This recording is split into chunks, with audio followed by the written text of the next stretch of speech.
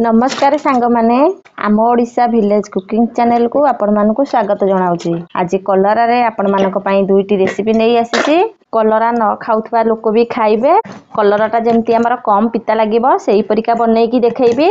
एबे सब कलरा को काटी नेली। एबे चलत ताको ग्राइंडिंग करनबा।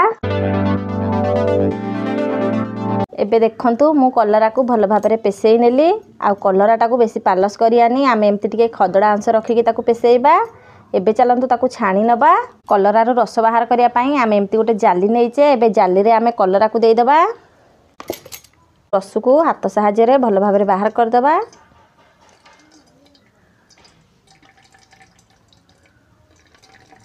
कलरा रो भल भाबरे पानी की सब काढी देली। आ देखि पारुथबे कलराटा केते सुकिला अछि। एबे ताको आमे काढी नबा बेला को।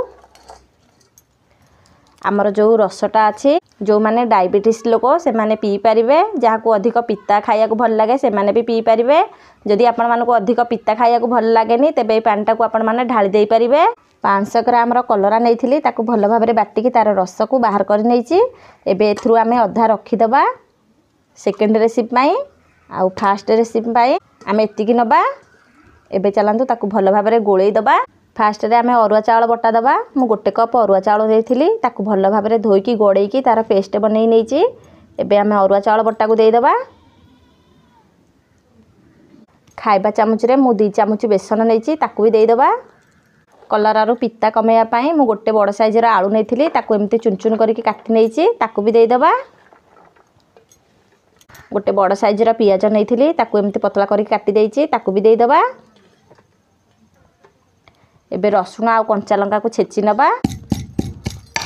रसुण कंचा लंकाटा देइथिले हमर ए रेसिपीटा खाया को बहुत भल लागि थाए। आ किछि गुंड मसला अछि ताको भी देई दबा। गोटे चमच हळदी गुंड देई दबा। गोटे चमच जीरा गुंड।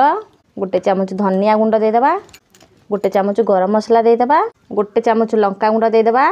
एबे आवश्यक अनुसार लूण देई दबा। एबे भल भाबरे गोळेई नबा। आपण मानको जदि अधिक राग खाया को भल लागे तेबे आपण माने आउ चामच लंका गुंड देई परिबे। आपण माने एमती थरे कलरा रे रेसिपी बनै के खांतु देखिबे आपण मानको बहुत भल लागिबो। जदि पित्ता आपण मानको खाया को भल लागेनी एई शैली रे आपण माने जदि रेसिपी टी बनै के खाइबे आपण मानको कम पित्ता लागिबो। एबे आमे भल भाबरे ताकू चकटी नेलेनी। आ देखि पारुथबे ए चकटाटा हमर केते काठुलिया लागुची। आ अधिक पानिया भी हबनी। हमर एई टाइप रो रहिबो चकटाटा जेमती हाथे रे बाटुला होथबो नै कि आमे करे रे सेकी पारुथबा। एबे भल भाबरे आमे ताकू चकटी की थोई देले। एबे चलंतु गैस को लगेई नबा।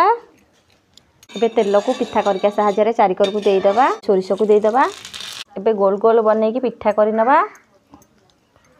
तेल रे देई दबा।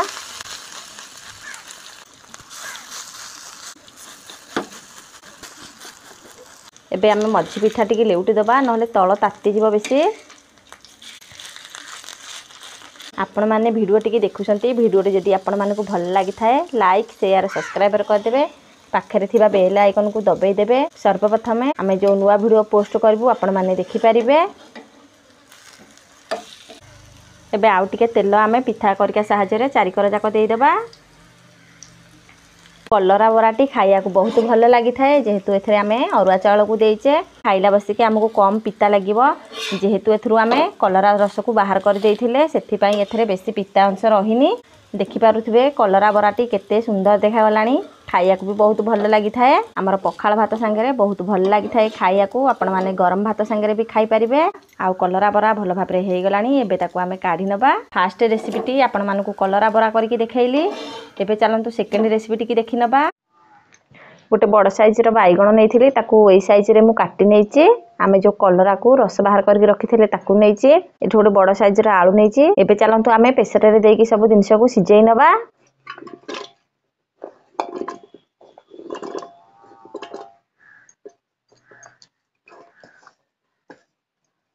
एबे आवश्यक अनुसार लूण देई दबा। एबे 3टा सिटी आइला जाए ताको सिजेई नबा। एबे 3टा सिटी आसी गलानी। एबे ताको आमे उल्हेई नबा। एबे गोटे रसुण हुदा आ 5टा कंचा लंका को देकी आमे छेची नबा।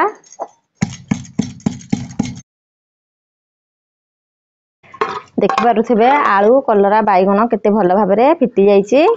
आ मु कलराटा को ग्राइंडर कर देइथिली से पूरा भल भाबरे मिसी गला। एबे करेई रे तेल देई दबा। सोरिष देई दबा।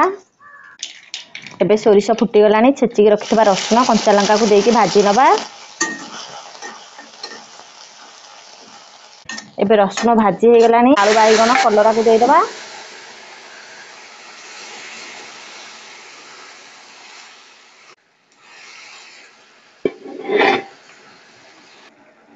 ଏବେ ପ୍ରେସର ଧୋଇକି ତା ପାଣିକି ଦେଇଦେବା। ଏବେ କଲରା ଆଉ ଆଳୁ ବାଇଗଣ ଭଲ ଭାବରେ ଫୁଟେଇ ଦେଲେ ଏବେ ଚାଲନ୍ତୁ ବିରି ଚାଉଳ ଗୁଣ୍ଡାକୁ ପକେଇଦେବା। ମୁଁ ବିରି ଆଉ ଅରୁଆ ଚାଉଳକୁ ଭାଜିକି ତାର ଗୁଣ୍ଡ କରି ନେଇଛି। ଏବେ ତାକୁ ଦେଇକି ଅଳ୍ପ ଅଳ୍ପ ଘାଣ୍ଟି ନେବା।